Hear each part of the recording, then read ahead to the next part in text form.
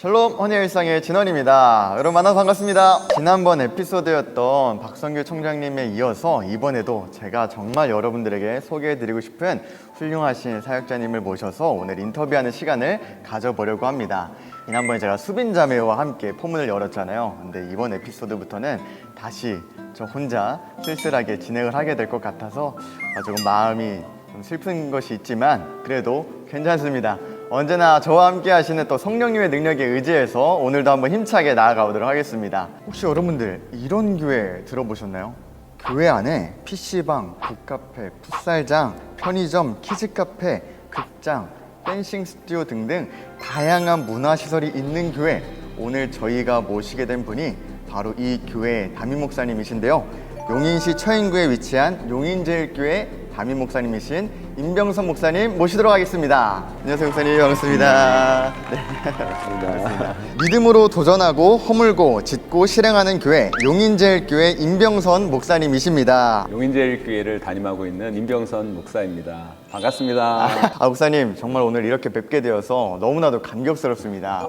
네, 혹시 4월 4일에 총신 신대원 채플에 오셨던 거 기억하십니까? 예, 맞습니다. 네, 제가 그때 또 그곳에서 예배를 드리고 있었는데 그때 그러셨구나. 목사님이 오셔서 복음이 능력이 되는 삶이라는 제목으로 또 말씀을 전해주실 때 정말 많은 은혜와 도전을 받게 되었어가지고 정말 또다시 한번 뵙고 싶었는데 오늘 이렇게 뵐 수 있게 되어서 너무 영광입니다, 목사님. 이렇게 유명한 유튜브를 만나게 돼서 영광입니다. 아닙니다, 목사님. 감사합니다.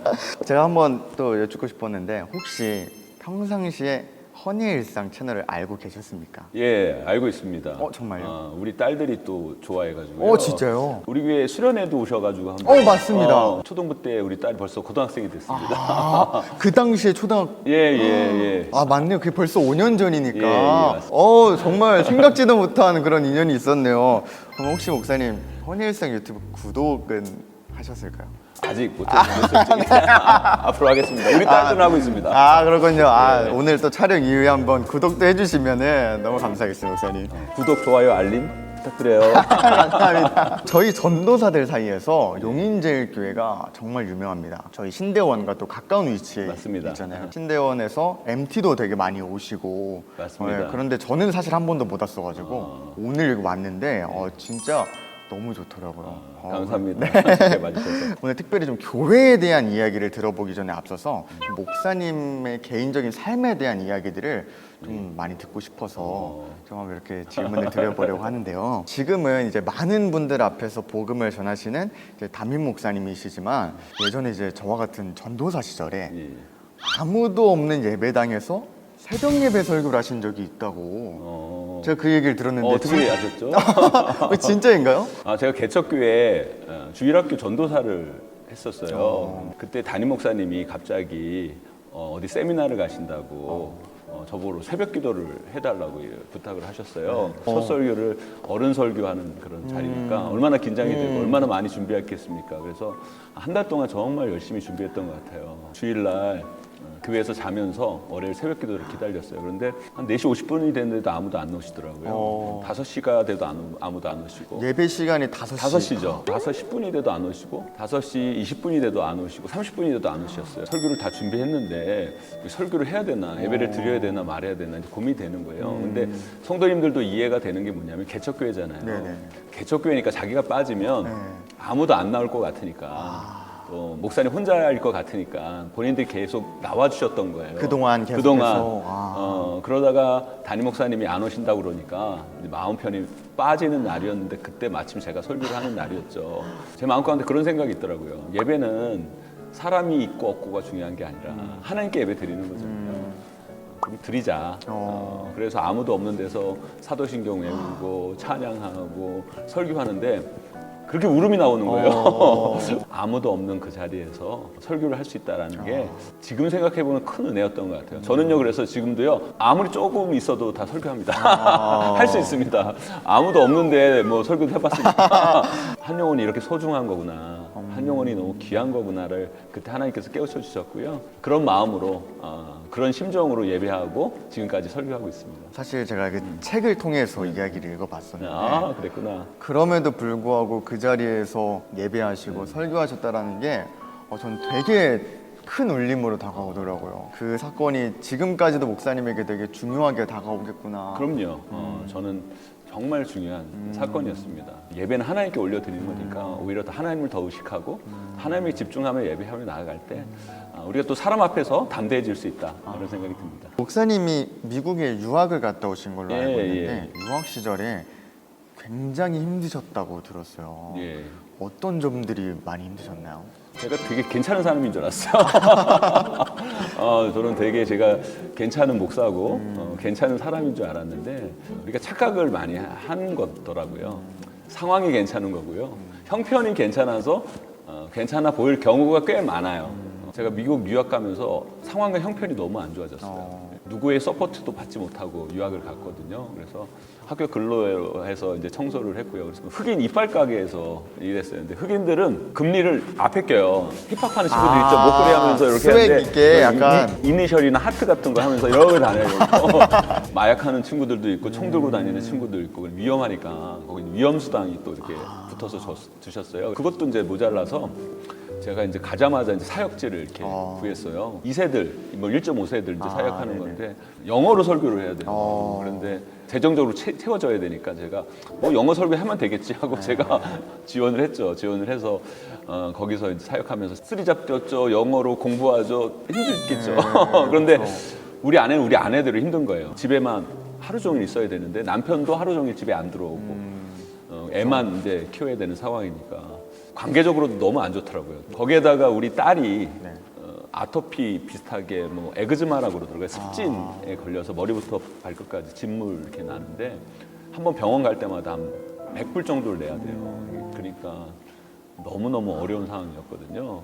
그래서 저는 그때 제 인생의 바닥을 봤습니다. 정말 인간은 죄인이고 인간은 정말 연약했구나 하구나라는 것을 깨닫는 시간이 미국의 유학 생활이었습니다. 그럼 목사님이셔도 신앙적으로도 좀 어려움이나 좀 침체기가 찾아오셨을 수도 있겠다라는 생각이 드는데 그러니까 어떠셨나요? 예수 그리스도 믿는 사람들은 은혜를 받아야 회복도 되고 변화도 되고 일어나는데 제가 아까 말씀드렸잖아요. 매 주일마다 영어로 설교를 해야 돼요. 그러니까 교회 가기 싫은 거예요. 그리고 제가 영어로 설교하면 애들이 비웃는 모습이 보여요. 은혜를 받을 수가 없는 거죠. 그리고 거기에다 우리 아내도 아기를 갓난아이를 키우면서 잠옷실에서 예배를 드리잖아요. 근데 잠옷실 예배라는 게 정말 난리 아니거든요. 그러니까 우리 아내도 우리 아내대로 은혜를 못 받고 저도 저대로 이제 은혜를 못 받는 그런 상황 속에서 정말 힘들었죠. 곧바로 거의 이제 한인 사역을 시작해가지고 미국 교회를 돌아본 적이 없었어요. 무슨 마음이 들었는지 모르겠는데 우리 아내랑 우리가 미국에 왔는데 그래도 미국 교회는 한번 가야 되지 않겠나. 그래서 미국 현지 교회를 한번 가보자라고 해가지고요. 미국 달라스에 있는 펠로우십 처치라고 있어요. 에드 영 목사님이 이제 심무하시는 귀한 교회인데 안내하신 분이 아기를 맡아도 되냐고 이런 얘기를 하는 거예요. 예배를 드릴 때 아기를 맡아주는 시스템이 있었던 거죠. 저는 한국에는 그런 시스템이 한 번도 본 적이 없으니까 의아를 했는데 그러니까 아기를 맡기니까 진동벨 같은 걸 주더라고요. 그래서 진동벨이 울리면 아이디가 문제가 있어서 부르는 거니까 이쪽에 오시면 됩니다. 진동벨이 안 울리면 계속 예배를 안심해도 괜찮습니다. 예배를 드리면 됩니다. 이렇게 얘기를 했죠. 우리 아내랑 정말 힘들 때 아기 없이 자유롭게 예배를 드려본 미국에서 첫 번째 경험이었어요. 그런데 누가 먼저라고 할 것도 없이 예배야당 안으로 딱 들어가는데 우리 아내랑 저는 눈물이 터지는 거예요. 하나님이 우리 부부를 꼭 안아주신다는 느낌을 그때 받았습니다. 그리고 지금은 우리가 이렇게 힘들고 어렵고 아픈 고난의 길을 갖고 있지만 반드시 하나님께서 우리를 훈련시키셔서 귀한 일 아름답게 쓰임받게 하실 거다. 함께 이렇게 기도하면서 이겨냈습니다. 지금 돌아보면 그 고난의 길이 우리 부부를 많이 성장시켰다는 생각이 들고요. 삶에 참 지치잖아요. 어려운 가운데 있는 사람들이 교회에 오는 거잖아요. 근데 그분들을 배려하는 그 배려의 모습 그리고 그들의 아픔에 함께 공감하고 어떻게든 그 모습들을 좀 도와주려고 하는 그 모습이 너무너무 저는 감동을 받았어요. 그래서 제가 그때 나도 한국 가면 꼭 그런 교회를 만들어야 되겠다. 단순히 수상적으로 사람들을 뭐 위로하는 그런 교회가 아니라 지금 삶 가운데 정말 지치고 상하고 아픈 마음 있는 그런 사람들을 품어주고 그들의 세세한 것까지 이제 볼 수 있는 그런 교회를 좀 만들고 싶다라는 생각을 해서 지금 우리 용인제일교회를 이렇게 만들어가고 있습니다. 이야기를 듣다 보니까 목사님께서 생각하시는 교회에 대한 생각들, 교회론들이 많이 바뀌셨을 수 있겠다라는 생각들이 드는데, 혹시 목사님께서 생각하시는 교회란 혹시 한마디로 표현하자면 혹시 어떤 것일까요? 생명 살리는 곳이라고 생각해요. 생명을 살리는 곳. 우리가 육체가 힘들면 영혼도 병들어요. 그러니까 영육이 강건해야 되거든요. 그렇다면 교회는 그 영혼과 그 육체가 살아나기를 소망하면서 그 교회가 그들을 도와주고 그들을 살리는 그런 귀한 일에 쓰임 받는 게 교회가 아닌가 그런 생각이 듭니다. 많이 배워갑니다, 목사님. 네. 제가 또 목사님께서 저술하신 그 실행자 책을 정말 꼼꼼하게 열심히 다 읽어보았거든요. 감사합니다. 정말 내용이 너무 좋더라고요. 여러분들 실행자 꼭 여러분들 구매하셔서 다들 읽어보시기 바랍니다. 제가 읽다가 되게 재밌는 이야기를 좀 보았어요. 어떤 거였냐면, 교회는 건물이 아니라 우리이지 않느냐라는 거 이야기하면서 교회 건축에 있어 좀 회의적인 그런 마음을 지니신 분들이 계시잖아요. 근데 목사님께서는 오히려 그렇게 말씀하시더라고요. 그래요, 교회는 건물이 아니라 우리라면서요. 그렇다면 교회 건물은 조금 더 자유롭게 지어도 되는 건 아닌가요? 라고 말씀하시는 것을 보았습니다. 전 너무 인상 깊게 보았던 내용인데요. 혹시 이러한 생각들을 좀 더 자세하게 이야기해 주실 수 있을까요? 교회 안에서뿐만 아니라 교회 밖에서도 교회 건축에 대해서 부정적인 생각들이 많잖아요. 그 논리도 틀린 건 아니라고 생각해요. 맞죠? 교회는 건물이 아니죠. 예수 그리스도를 주로 고백한 우리가 교회죠. 목회를 해보니까 교회 건물이 필요 없는 건 아니더라고요. 왜냐면 모임의 장소도 필요하고 또 우리가 여러 가지 활동을 하기 위해서는 공간이라는 게 필요하잖아요. 저는 모태신앙이거든요. 고등학교 때 예전에 불국사로 수학여행을 갔어요. 근데 전 불국사로 수학여행 갔을 때 엄청 힘들었어요. 막 그 부처상 있잖아요. 그 머리 뽀글뽀글하고 그 상을 보니까 너무 문화적인 거리감도 있고, 그렇다면 반대로 생각해 보면 이제 불교 문화권이나 예수 그리스도 믿지 않고 교회를 한 번도 안 온 분들이 교회에 오면 이분들도 문화적인 괴리감도 느껴지고 불편하지 않을까? 그러면 우리 교회는 불신자가 와도 편한 교회, 또 불교 다니는 분들이 와도 자연스러운 교회를 한번 만들어 보면 어떻겠나, 이런 교회도 한국 교회 하나 필요하지 않을까, 이런 생각을 한번 해보겠죠. 그래서 저희 교회 외관도 좀 교회답지 않게 한번 접었고요. 교회 안에 있는 내용들, 또 공간의 내용들도 불신자들이나 또 외부 사람들이 전혀 꺼리낌이 없이 들어올 수 있는 그런 공간들로 한번 만들어 보려고 시도를 했습니다. 이 교회가 주중주일 복합 공간으로 모두 지어졌다고 맞습니다. 들었습니다. 예. 실제로 이웃 주민분들께서 많이 방문하시나요? 많이 방문하죠. 우리 교회에 이제 PC방이 있는데 제가 제일 처음에는 이제 청소년 아이들을 인도하려고 만든 겁니다. 그런데 청소년 아이들은 일단 용돈을 받아요. 엄마 아빠의 통제 아래에서 벗어나 있어요. 그러니까 이제 사설 PC방에 많이 다녀요. 그런데 초등학생들은 아직까지 용돈을 안 받아요. 그리고 엄마 아빠 통제 아래 있어요. 그러니까 얘네들이 이제 교회 PC방에 오더라고요. 그래서 우리 교회가 그 PC방 때문에 소년부를 만들었습니다. 근데 저희 교회는 이제 PC방도 이제 그냥 하면 안 되고요. 들어갈 때 성경 구절 한 구절을 입력을 해야 됩니다. 그래요? 그래서 성경 구절 한 구절을 입력을 하면 그 패스워드가 됩니다. 그래서 들어갈 수 있고요. 그 다음에 1시간 반 이상 못 합니다. 1시간 반을 한 다음에 반드시 교회 다른 공간, 뭐 풋살장에서 풋살을 하든지 체육관에서 뭐 체육 활동을 하든지 다른 공간에서 놀다가 다시 들어와야 됩니다. 1시간 동안. 저는 그렇게 생각해요. 우리 다음 세대 아이들, 우리 청소년들이 교회에 한 발 이렇게 내디뎠다는 것, 그 자체가 복음에 그만큼 가까이 왔다라는 생각이거든요. 우리가 직접 처음에 그들에게 복음을 전할 수는 없지만 조금씩 그들이 가까이 다가오면, 복음에 가까이 다가오면 그만큼 복음 전할 수 있는 기회가 많아진다, 이런 생각을 해서 우리 교회 공간을 그런 다음 세대들이 좀 더 자유롭게 더 가까이 찾아올 수 있는 그런 공간으로 만든 거죠. 목사님은 그 줄어들고 있는 다음 세대를 살리기 위해서 어떠한 생각들을 가지고 계신가요? 이런 말도 많이 하잖아요. 한국 교회 위기다. 주일학교가 문을 닫는다. 청소년 청년들이 교회를 떠난다 이런 말들이 한국 교회에 너무 많아요. 그런데 저는 그런 말도 좀 지겨워졌어요. 왜 지겨워졌냐면 한국 교회는 맨날 위기다고 얘기하고 다음 세대가 교회를 떠난다고 막 얘기를 하면서 하던 대로 해요. 위기 때는 변화해야 됩니다. 좀 다른 걸 시도를 해봐야 돼요. 하던 대로 해서 안 됐기 때문에 복음을 전하는 방식들은 우리가 새로운 도전과 새로운 방식으로 한번 해봐야 되지 않을까라는 생각을 하게 되는 거예요. 그러면서 저는 이 허니의 일상이라는 것도 참 되게 귀하다라는 생각이 들어요. 지금 유튜버 공간이라는 거, SNS 공간이라는 건 젊은 세대들이 엄청나게 이용하는 공간이잖아요. 이 공간을 우리가 외면하니까 악한 문화가 거기를 장악하고 우리 젊은 세대들, 다음 세대들이 다 거기에 빠져드는 거 아닙니까? 그러면 뭔가는 해봐야죠. 되든지 안 되든지 뭔가를 한번 해보고 도전하고 그러면서 새로운 길을 만들어 가는 것이 다음 세대를 위해서 필요하지 않을까라는 생각이 들어요. 저는 우리 교회의 공간을 이렇게 만든 것이 저는 정답이라고 생각하지 않습니다. 그리고 꼭 이래야만 한다? 모든 교회가 이렇게 가야 된다? 저는 이렇게 말씀드리고 싶지도 않아요. 그런데 도전하는 거예요, 우리 교회는.